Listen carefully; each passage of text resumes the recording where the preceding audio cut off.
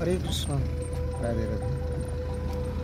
আমরা শ্রী দোলযাত্রা উৎসব উপলক্ষে এখন এসে উপস্থিত হয়েছি। আমাদের ভক্তি বিজয় নামহট্টির বিভিন্ন প্রচারগুলি চলছে বিভিন্ন স্থানে।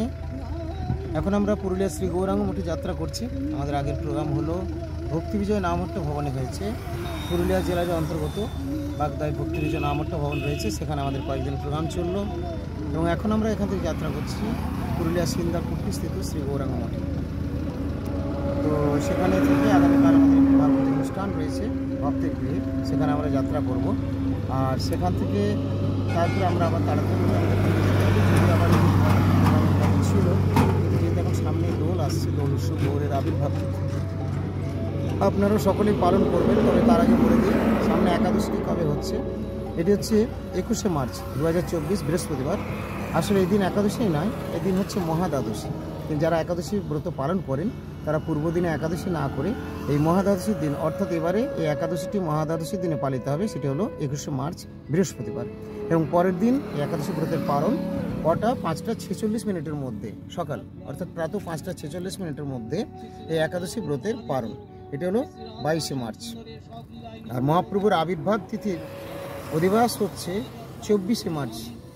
এই দিন রবিবার। সোমবার হচ্ছে গৌর আবির্ভাব তিথি। আবির্ভাব যেহেতু সন্ধ্যের সময়, তাই সন্ধ্যে পর্যন্ত ভক্তবৃন্দ উপবাসে থাকেন।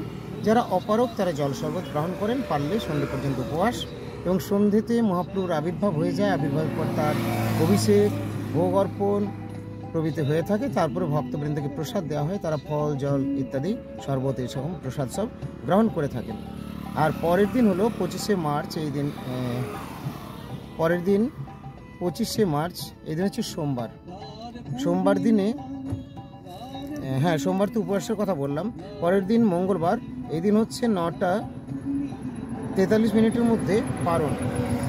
গৌর আবির্ভাব যারা উপবাস করেছেন তারা পালন করবেন পরের দিনে, অর্থাৎ এই দিন হলো মঙ্গলবার। এই দিন হচ্ছে পারণ এবং উৎসব। পরপর 3টি দিন অধিবাস। অধিবাসের দিন অধিবাস কীর্তন শুরু করা হয়। তারপরের দিন হচ্ছে উপবাস, অর্থাৎ আবির্ভাব তিথি, এই দিন উপবাস পালন করা হয়। এবং তারপরের দিনে উপবাস ভঙ্গ করা হয়।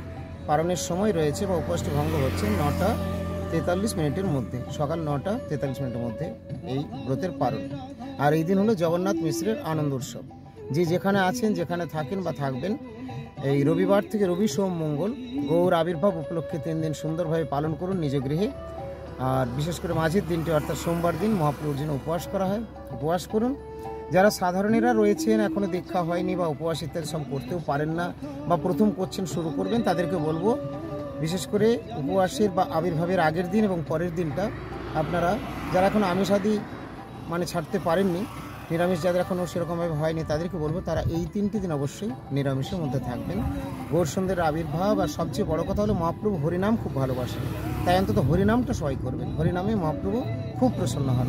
হরে কৃষ্ণ কৃষ্ণ কৃষ্ণ হরে হরে, হরে রাম রাম রাম হরে হরে।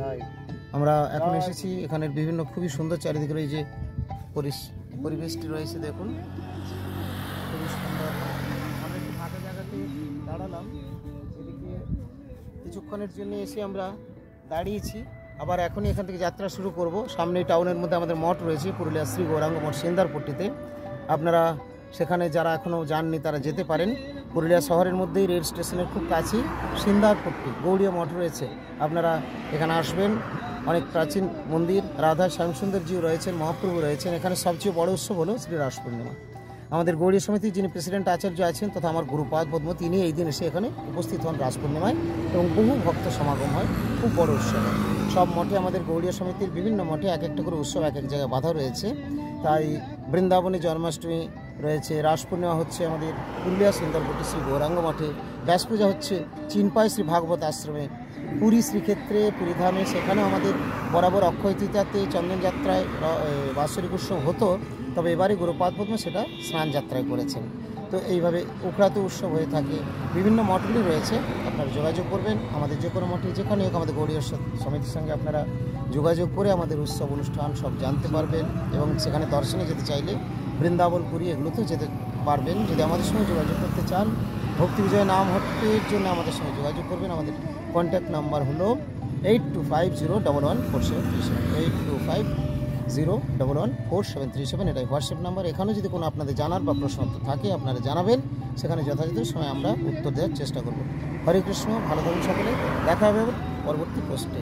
যারা এখন আমাদের চ্যানেলটি সাবস্ক্রাইব করেনি তাদের বলবো চ্যানেলটি সাবস্ক্রাইব করে আমাদের সঙ্গে থাকুন আর নিয়মিত দেখতে থাকুন আমাদের পারমার্থিক দিব্য মধুর প্রসঙ্গ।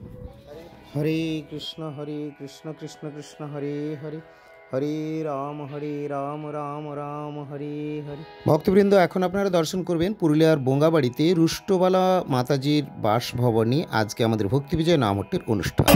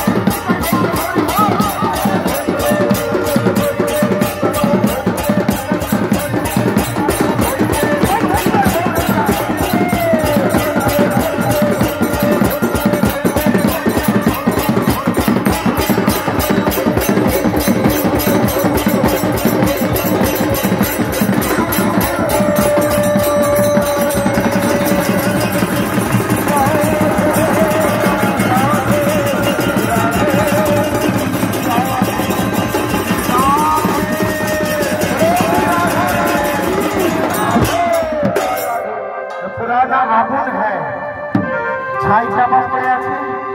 ये महाप्रभु से पुराना झारखंड है। झारखंड बोलते आगे से वर्णन আছে, তাতে মহাপ্রভু ঝাড়খণ্ড দিয়েই বৃন্দাবনে গিয়েছে। তাই মানুষের মনের মধ্যে হৃদয়ে সেই প্রেম ভক্তি রয়েছে। আগুন যেমন ছাই চাপা রয়েছে, ছাইটা সরিয়ে দিলেই বেরিয়ে পড়বে। বলো এই হরিনাম কে গিলালো, এই হরিনাম কে গিলালো।